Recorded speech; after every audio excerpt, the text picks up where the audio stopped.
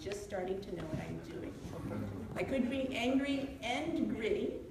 This is a sticker our unions gave us to put on the wall. I put mine on the wall, and I got this response from my students. There's a lot to unpack in that. I could be funny. Most of you don't know me, but I am the queen of mathematics. It says so on my staff ID. And I often wear my crown, but I forgot it this evening.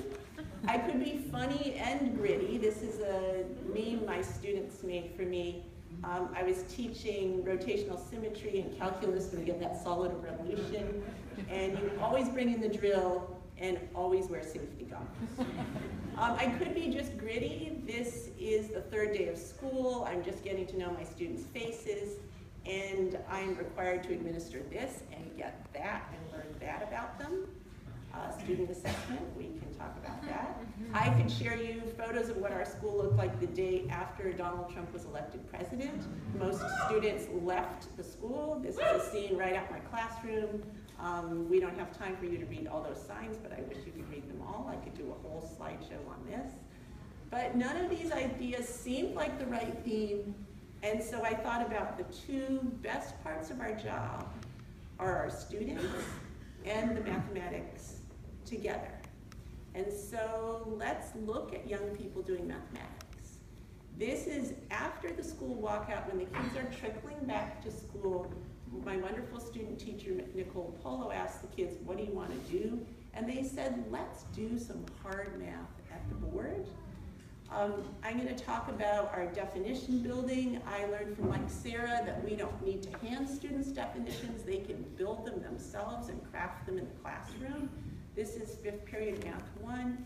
Defining function, you can see here's what we came up with. A function is a relationship, this is all student words, where every input x can have one output y, but not every output has only one input. And a different class, 3rd period, defined it this way on the same day. A function is a way of representing a pattern where for every x value, there is only one y value. So student words on those two definitions. The next slide is from our school spirit day. You can tell that our colors are red and gold. This is Michael Peck explaining a calculus problem at the board. He has already been cheering senior for so many hours that if you look carefully, he's using a megaphone. I don't know if you saw it.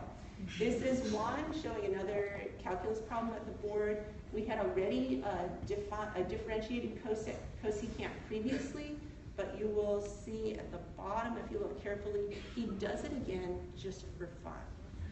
This is Hannah's sequences project. She built these trees. She counted on one side the number of branches total, and the other side the number of new branches, and she's developed two sequences with wonderful formulas. This is Katya's function project. Her family traveled to LA. The domain starts at 3:30 in the morning in Berkeley and ends at 9:30 in the morning in LA, and you can see the 3 times they stopped for food, for the bathroom. This is Graham. This is the second extra credit after the calculus test is done, and he has found the 100th derivative of the product FG. He's a wonderful boy. This is Kate's project, another sequences project. She made this beautiful web design. She kept track on one side of the number of strands that Sammy the spider made in his web, and on the other side, the number of strands he had yet to make. These are 3 of my 9th graders who argue almost daily with me that 2.9 repeated is not equal to 3. Their arguments are so wonderfully, we use the word, viable, right? That I think I'm starting to believe them. Quinn has been sick. I didn't get a photo of her. She wanted to share with all of you the argument that she and others made that time is actually a discrete variable and not continuous. And so I'm going to ask you to turn to your neighbors and converse. Is time continuous or is it discrete? Please do that now. I think we can handle this in 15 seconds. What do you think? I think it's like light. It's a wave in a particle, so it's both.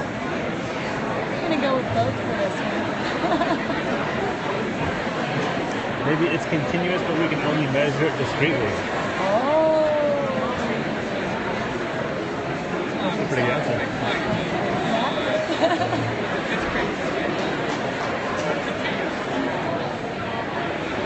She just wanted that. She's like talking like she's so